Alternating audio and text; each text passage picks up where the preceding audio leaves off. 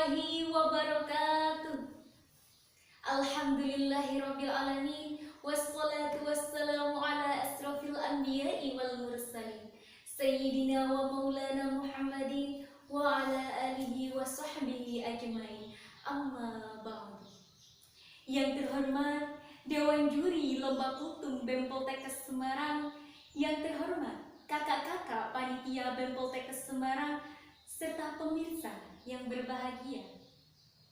Pertama, marilah kita panjatkan puja dan puji syukur kehadirat Allah Subhanahu wa Ta'ala yang telah melimpahkan rahmat, taufik, dan hidayahnya kepada kita semua.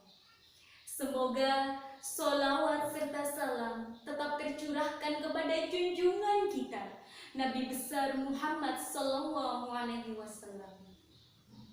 Tak kenal maka tak sayang, maka perkenalkan saya, Hikmah Santi Agustin dari S1 Pendidikan Fisika Universitas Negeri Malang. Pemirsa yang berbahagia, seperti yang kita ketahui, sekarang kita tengah berada di masa pandemi yang menjalar di seluruh negeri. Dikutip dari kompas.com, sudah ada 200 lebih negara terkonfirmasi akibat COVID-19 ini. Wabil khusus, negara kita tercinta Indonesia, sudah ada 10.000 lebih kasus dari Sabang sampai Merauke. Berbagai upaya demi upaya telah dilakukan oleh pemerintah kita untuk memutus mata rantai penyebaran COVID-19 ini.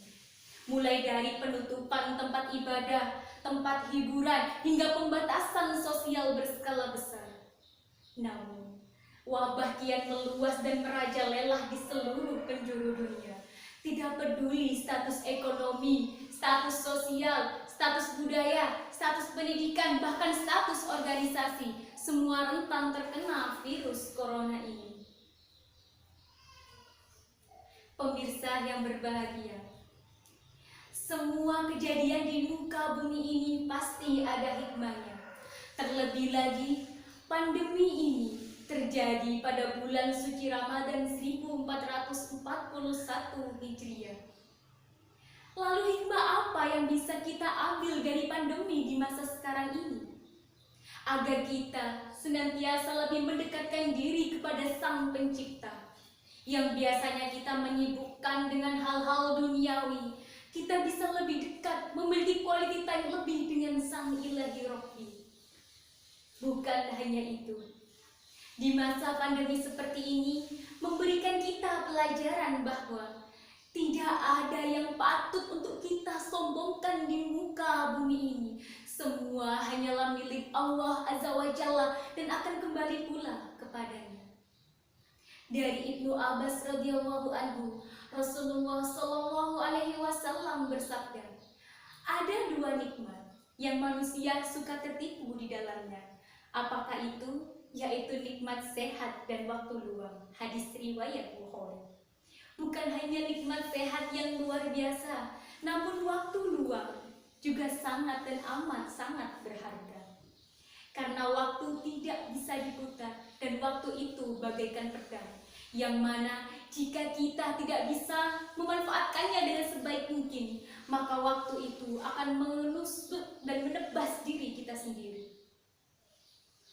Pemirsa yang berbahagia, Allah Subhanahu wa Ta'ala telah banyak berfirman dalam Al-Quranul Karim mengenai waktu. Dalam surat Al-Asr ayat 1-3, Allah Subhanahu wa Ta'ala berfirman, A'udzu billahi minasyaitonir rajim. Bismillahirrahmanirrahim. Wal 'ashr innal insana lafi khusrin illalladzina amanu wa 'amilus solihati wa tawasaw bil haqqi wa tawasaw bis sabr. Demi masa, sungguh manusia itu berada dalam kerugian, kecuali orang-orang yang beriman dan mengerjakan kebajikan, serta orang-orang yang saling menasehati untuk kebenaran dan saling menasehati dalam kesabaran.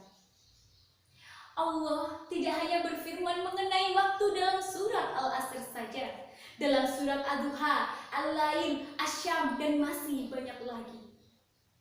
Begitu banyak keutamaan tentang waktu yang Allah sebutkan dalam Al-Qur'anul Karim. Pemirsa yang berbahagia, lantas apa yang bisa kita lakukan sebagai mahasiswa milenial penerus bangsa? Peran apa yang bisa kita ambil di masa pandemi seperti ini? Apakah dengan cara berdemonstrasi? Atau dengan cara ngeprank sana-sini? Atau malah hanya rebahan saja? Ayolah, coba kita rubah cara berpikir kita. Kita rubah mindset kita. Masih banyak hal-hal positif yang bisa kita lakukan sebagai mahasiswa milenial di masa pandemi seperti ini. Contohnya, mengikuti lomba online, kajian online, seminar online, workshop online, memulai bisnis online, dan masih banyak lagi. Semuanya bisa kita lakukan hanya dengan di rumah saja.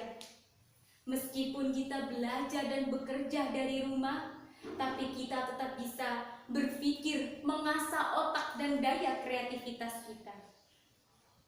Ayo semua para mahasiswa, mari bersama kita lawan corona. Hanya dengan di rumah saja, dengan banyak berkarya. Demikian yang dapat saya sampaikan, kurang lebihnya mohon dimaafkan. Beli coklat ke Singaraja, pulangnya ke Palangkaraya. Hidup jangan rebahan saja, mari perbanyak karya. Wabillahi taufiq wal hidayah. Wassalamualaikum warahmatullahi wabarakatuh.